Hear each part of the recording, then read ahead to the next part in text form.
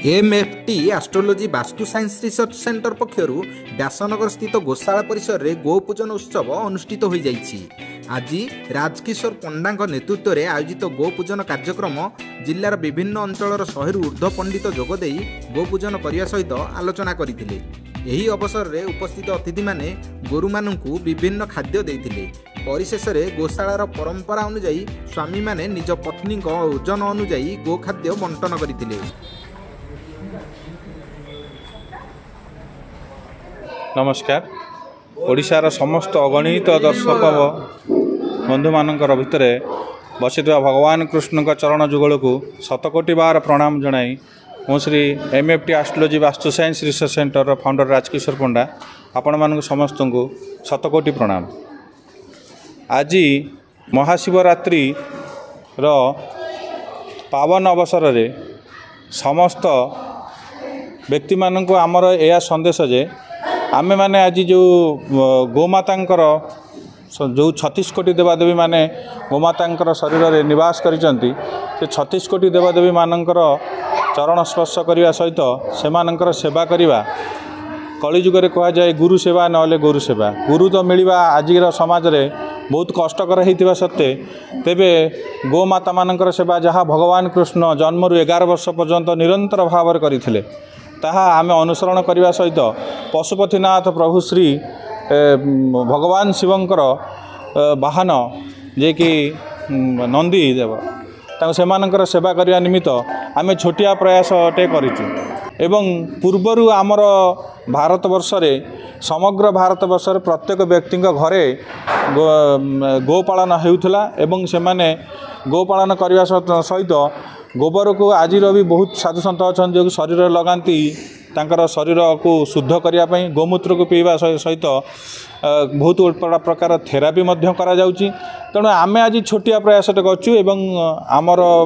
पाखक आसुवा समस्त बंधु मानू प्रेरणा देउछु जे कि आमे एभली प्रतिवर्ष भगवान शिवंकर शिवरात्रि रे जागर रे समस्त को उजागर करने निमित्त यही छोटिया प्रयासटी आम करूँ जो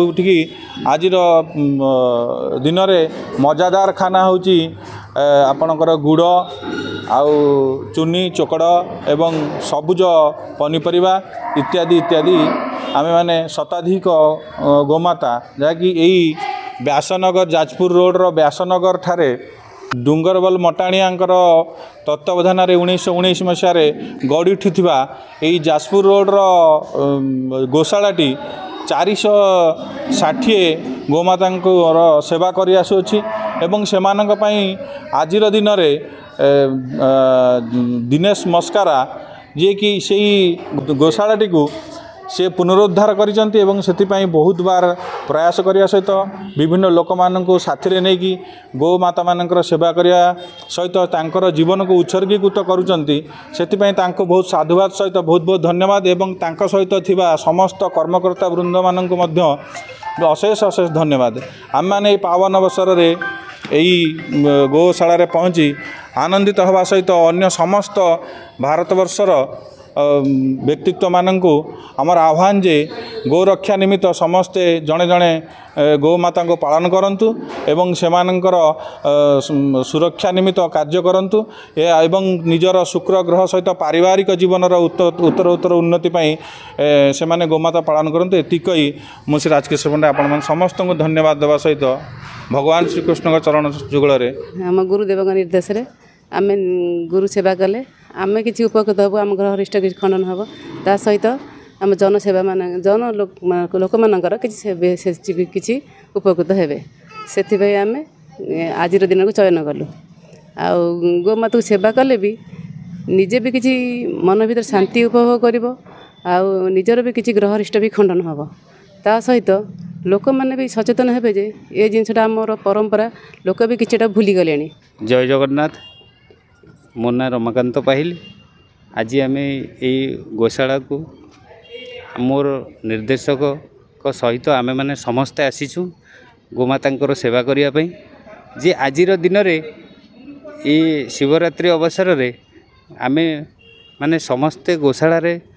गोमातांकर सेवा कले आमर जे कौन जे उपकार हम आउ सारा जगतर कल्याण हो पार